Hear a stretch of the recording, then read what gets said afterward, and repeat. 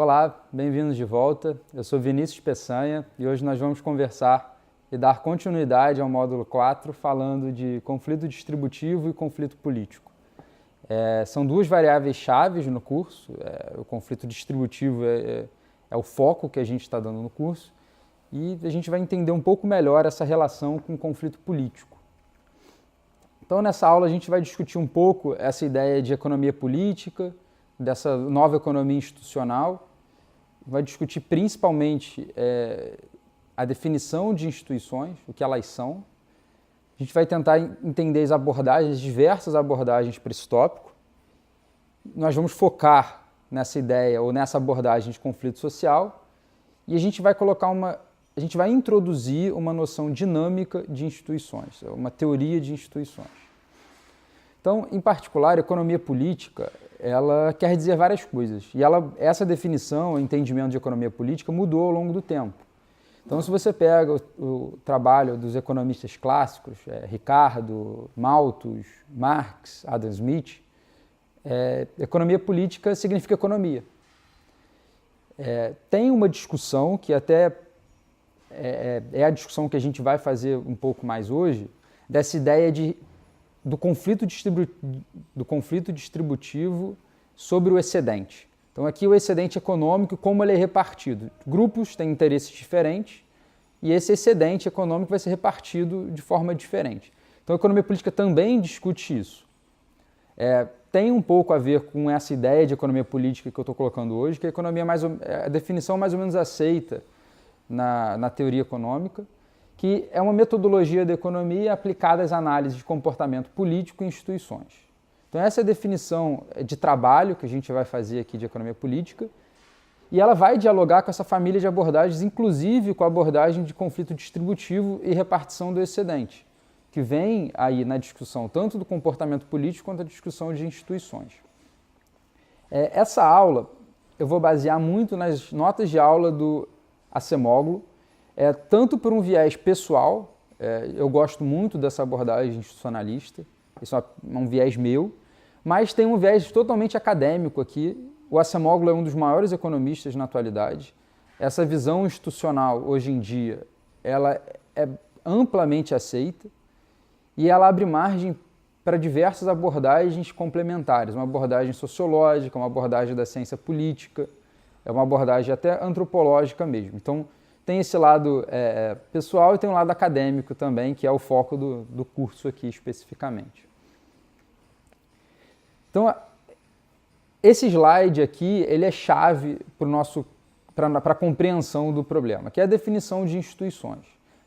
Eu vou usar uma definição amplamente aceita do Douglas North, que ele é um dos principais autores, junto com a Elinor Ostrom, que o Cury e o João vai falar mais para frente. Ele entende instituições como as regras do jogo na sociedade. São objetos construídos pelos seres humanos e eles moldam a interação. O foco aqui nessa definição de instituições é reduzir a incerteza numa relação entre os agentes, gerando regras estáveis para facilitar a cooperação entre os indivíduos. Então aqui a cooperação é um tema-chave e essas regras do jogo vêm justamente para facilitar essa cooperação em larga escala. Como exemplo aqui de uma instituição econômica, nós temos direitos de propriedade, estruturas de mercado, monopólio, oligopólio, um mercado competitivo. Nós temos contratos. Os contratos são chave numa economia de mercado. O contrato ele gera uma estabilidade na relação entre dois agentes. Ele reduz as incertezas, uma incerteza jurídica, por exemplo, facilitando a interação entre dois agentes. Então, contratos, mesmo no mercado livre, os contratos são fundamentais na interação, na transação econômica. Arranjo de crédito como uma variável-chave, por exemplo, para uma economia capitalista baseada em crédito. Então, isso tudo são exemplos de instituições econômicas. Instituições políticas, nós temos as constituições como o exemplo principal de uma instituição política. mas nós temos qualquer tipo de lei, regulações sobre o uso do poder político, aqui as instituições políticas, democracia, autocracia, ditadura, isso tudo são formas de instituições políticas, organizações políticas, forma de governo, restrições em políticos e elite política. Isso aqui é uma variável que a gente não vai discutir tanto quanto a gente deveria, mas na continuidade do curso a gente vai discutir isso. Como ter uma instituição política que seja de fato eficiente e restrinja o poder de determinado grupo político e agente político.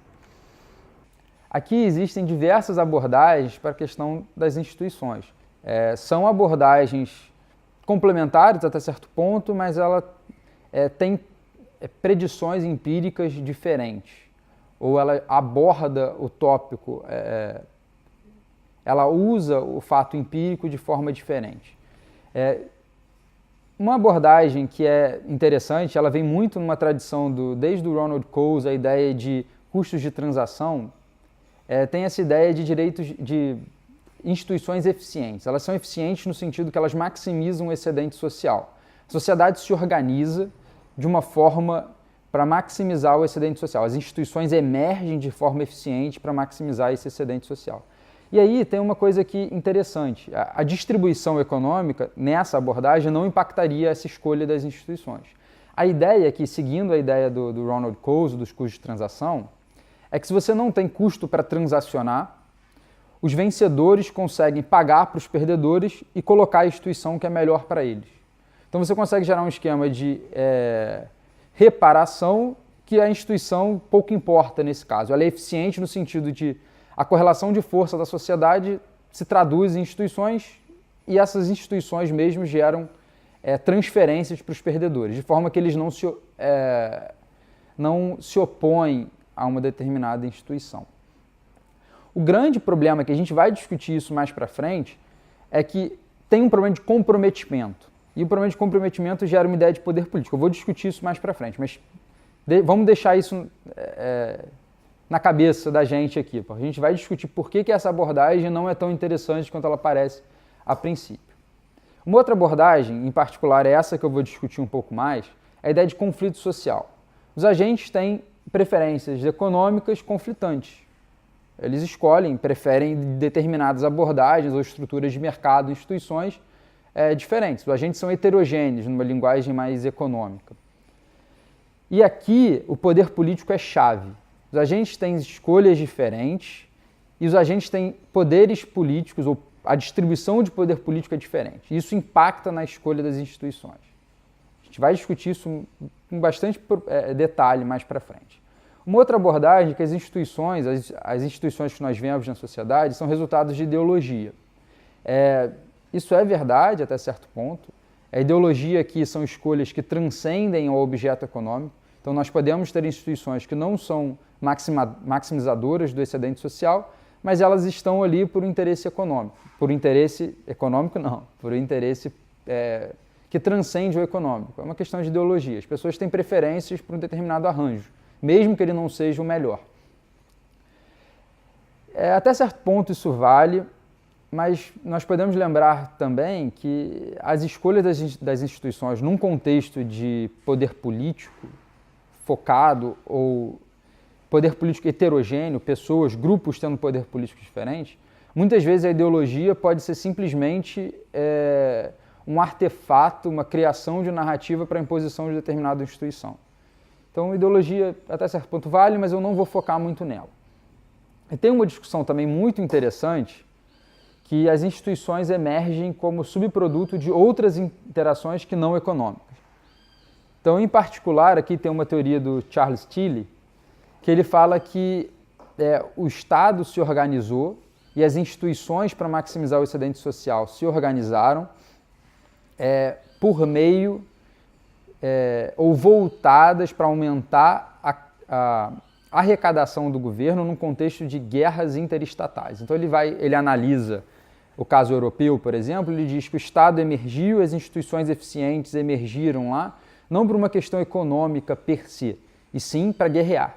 O Estado guerreando com outros entes estatais, essa guerra interestatal. Essa visão também tem uma é muito interessante. Tem uma questão hoje de economia política do desenvolvimento, em particular da África, que discute isso, mas eu não vou focar aqui nesse curso, nessa parte. A gente vai focar na ideia de conflito social. Então, antes, só para a gente deixar essa imagem de instituições bem ampla, nós temos diversos tipos de instituições. Nós já discutimos as instituições econômicas, as instituições políticas, os exemplos dela. Existem as instituições formais, que são aquelas codificadas em código, aqui instituições como leis, regulamentos, regulações, constituições, são exemplos de instituições formais. Existem as instituições informais, que são aquelas que determinam como essas instituições funcionam na prática.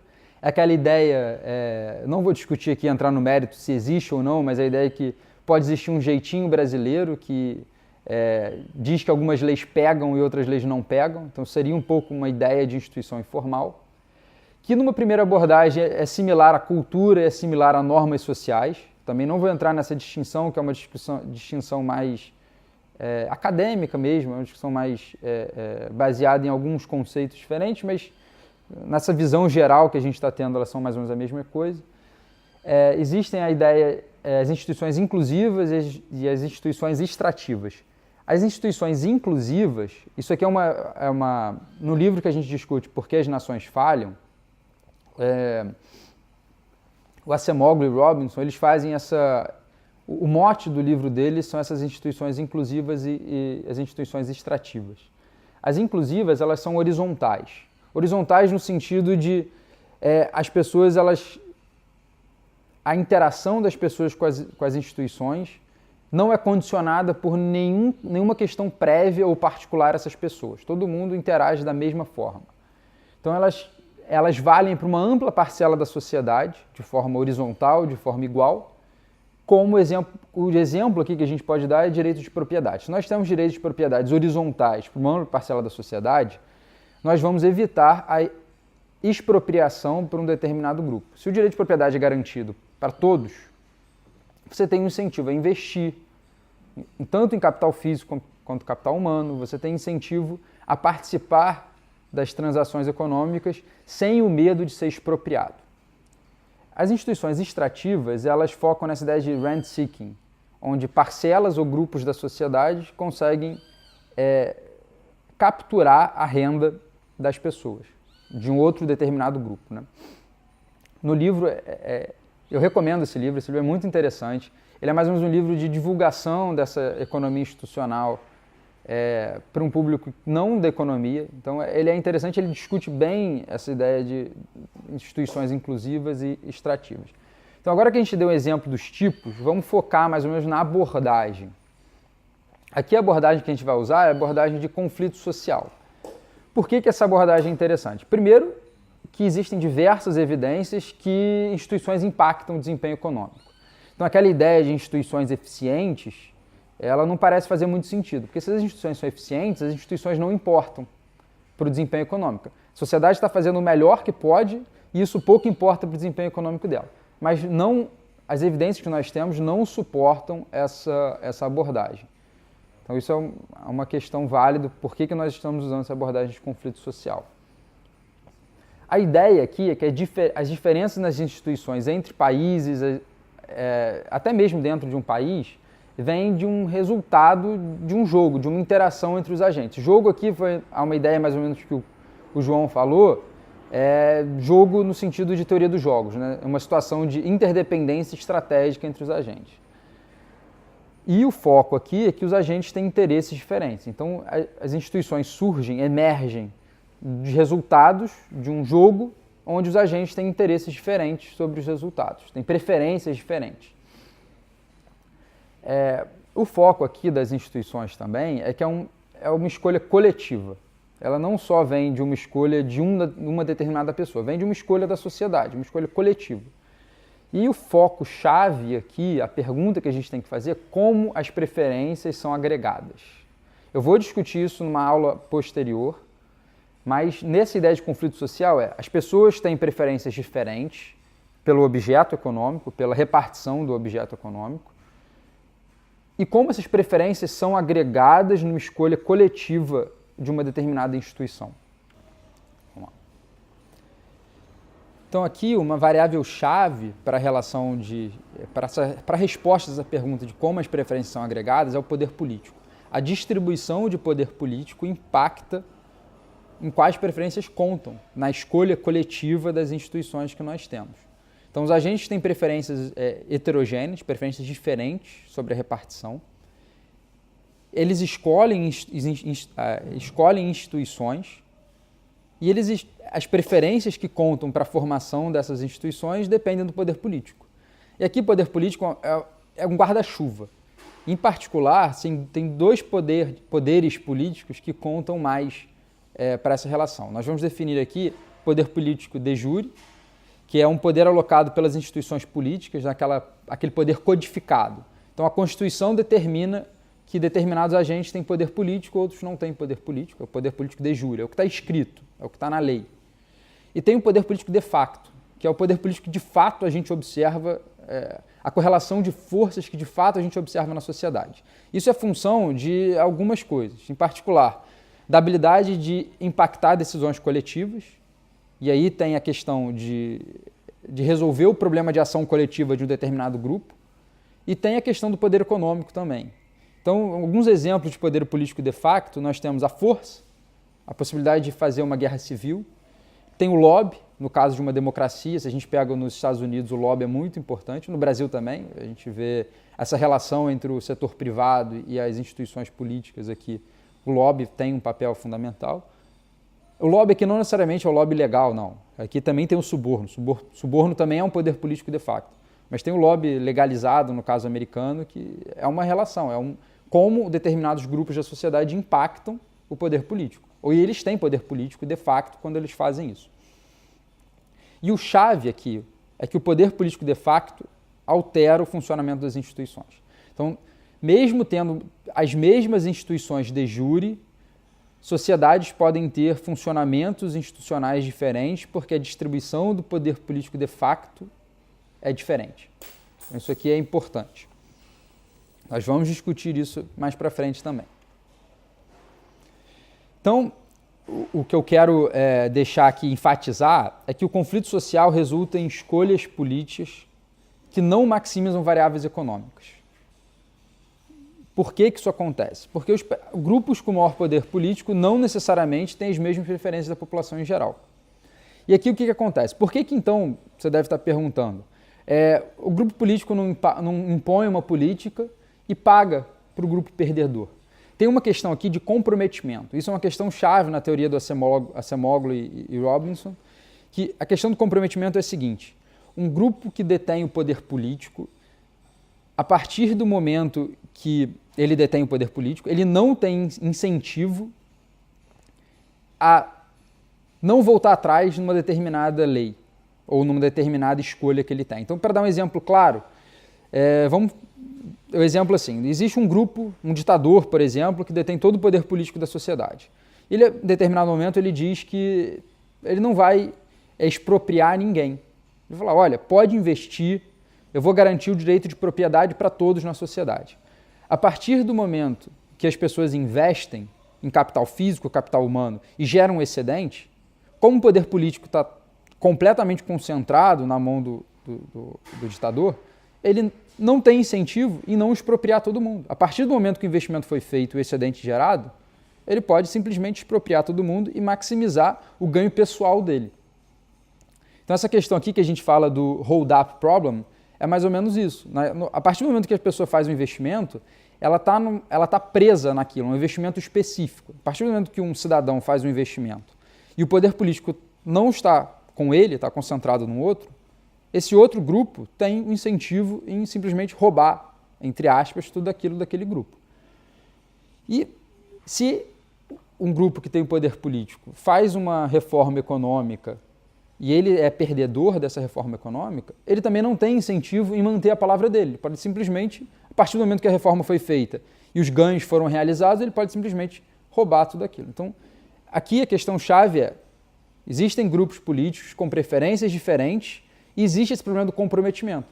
Então, a gente diz numa linguagem mais de teoria dos jogos, que quando o político, ou um grupo que detém o poder político, um ditador, como exemplo aqui, fala que vai garantir direito de propriedade para todo mundo, que não vai expropriar as pessoas, a gente diz, na linguagem de teoria dos jogos, que é uma ameaça não crível.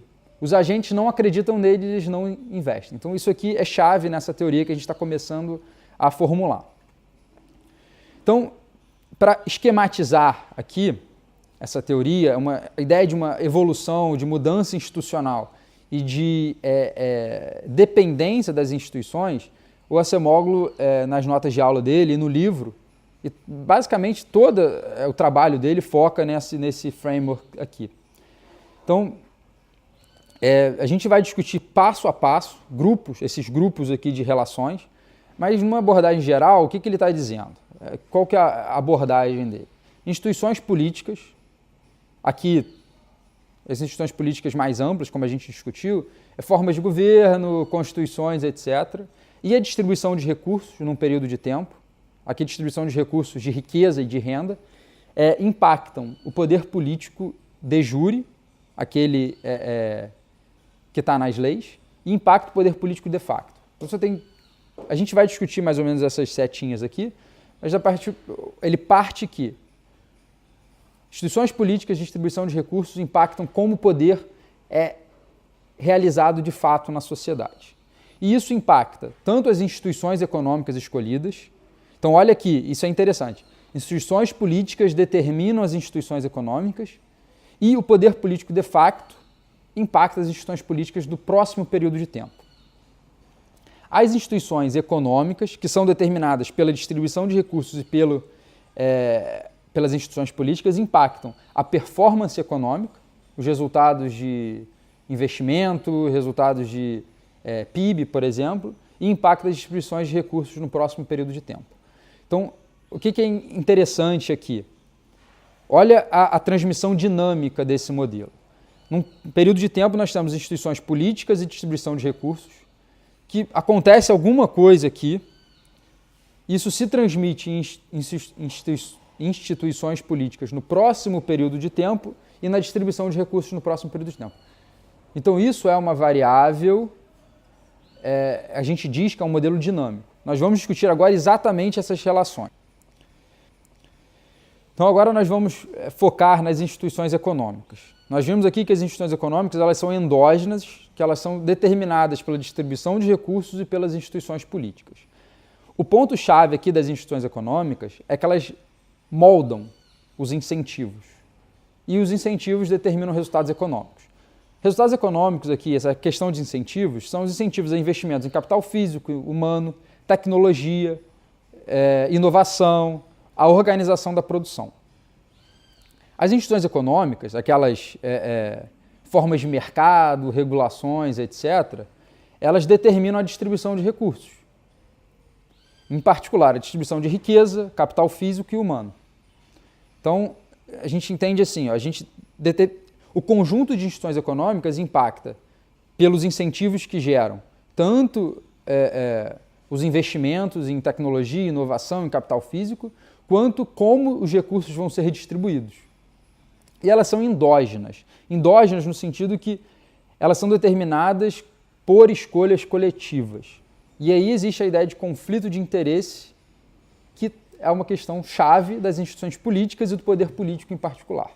Então, a distribuição de poder político gerado pelas instituições políticas e pela distribuição de recursos no período de tempo impactam a escolha das instituições econômicas. Eu estou focando nisso porque é o foco que o Acemoglu dá. Isso abre espaço para diversas abordagens complementares da ciência política, da sociologia, da antropologia. Então, eu estou tentando essa abordagem, uma abordagem muito geral, que ela chama as outras ciências sociais para discutir com a economia institucional. Então, vamos discutir um pouco mais agora das instituições e do poder político. O poder político vem do conflito de interesse na distribuição de recursos. As pessoas tentam usar o poder político delas para se apropriar de uma parcela maior do bolo econômico, do excedente econômico.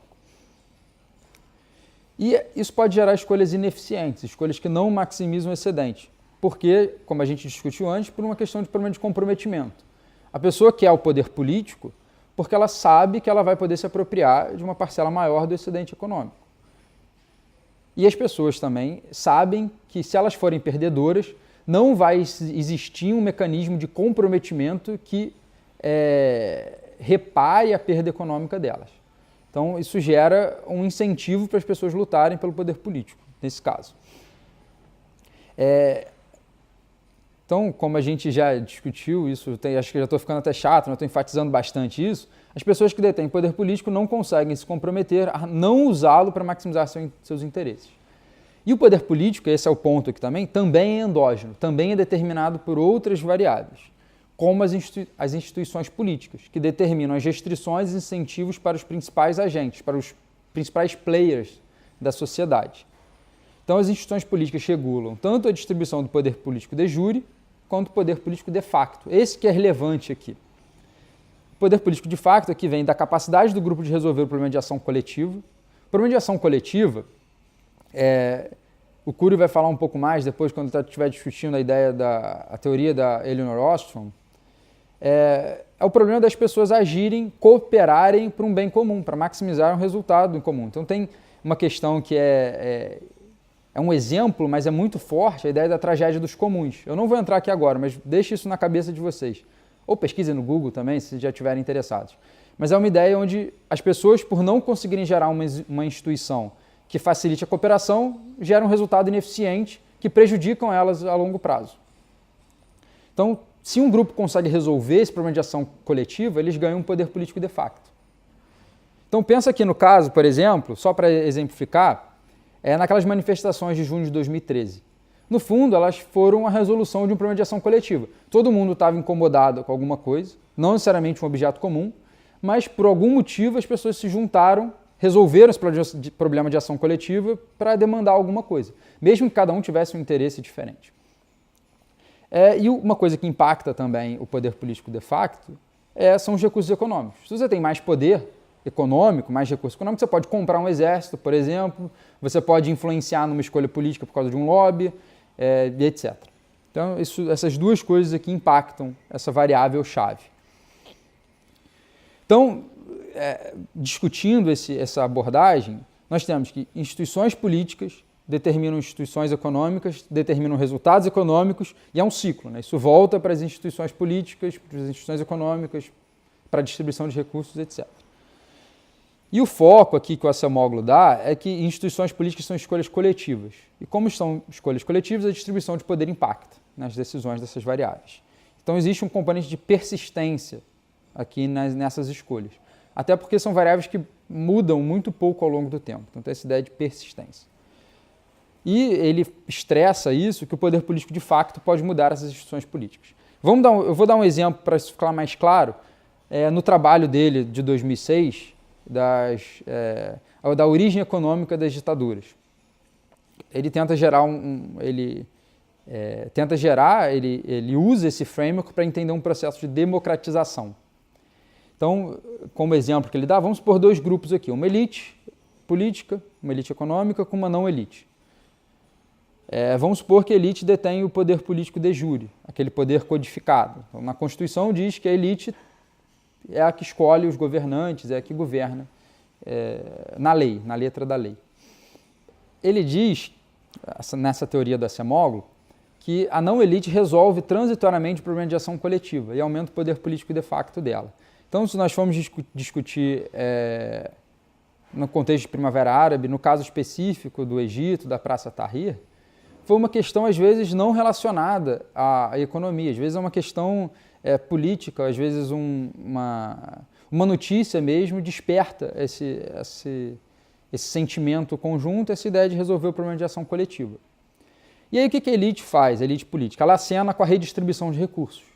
Ela diz, olha, beleza, vocês estão resolvendo o poder político de facto, esse problema de ação coletiva, vocês estão pressionando para eu fazer uma alteração desse modelo institucional, desse modelo de poder político, mas eu vou redistribuir recursos. Eu não vou dar o poder político, mas eu vou redistribuir recursos. O que acontece é que essa oferta é não crível, que tem aquela ideia de problema de comprometimento. A partir do momento que o poder político de facto se dissipa, eu não tenho incentivo, eu aqui no caso elite, não tenho incentivo em redistribuir os recursos, nem mudar institucionalmente nada, não alterar as políticas, as instituições políticas de jure. Então, essa falta de comprometimento faz com que a não-elite, quando resolveu o problema político de facto, desse problema de ação coletiva, não aceite essa oferta de redistribuição dos recursos da elite. Então, tem duas coisas aqui. Elas podem acenar com uma ameaça de revolução, no caso da teoria dele, né? Estou só exemplificando. Ou elas podem, de fato, tentar alterar à força esse resultado, o resultado das instituições políticas de jure. Para não perder muito poder político, muito poder econômico, por causa de uma revolução ou por causa de uma transição mais brusca de poder, a elite acena com a democratização. A democratização aqui é um mecanismo de comprometimento que a redistribuição de recursos vai, de fato, acontecer, mesmo quando esse poder político de facto se dissipa. Então, a elite altera o poder político de jure, aqui a forma de governo, democratiza como um aceno de comprometimento às reformas que eles estão dispostos a fazer. Então, essa é a teoria dele, tem alguma evidência, no livro ele discute amplamente isso. Eu estou só exemplificando como ele aplica aquela teoria geral a esse caso específico de democratização. Então, para concluir aqui, eu foquei bastante em instituições, tentei colocar uma abordagem introdutória, é um tema muito amplo, desde que surge essa nova economia institucional, economia política, no sentido que eu defini no começo da aula. Tem muita literatura, é uma literatura que tem crescido muito, é uma abordagem hoje que eu diria que é muito aceita na profissão, ela tem diversas faces, ela interage com diversos outros campos do saber, e, em particular, aqui eu foquei nessa ideia de modelo de conflito distributivo e conflito político. São modelos, assim, no sentido que são abstrações, mas eles tentam captar os aspectos mais essenciais do problema. Então é isso, espero ver vocês nas próximas aulas. Obrigado.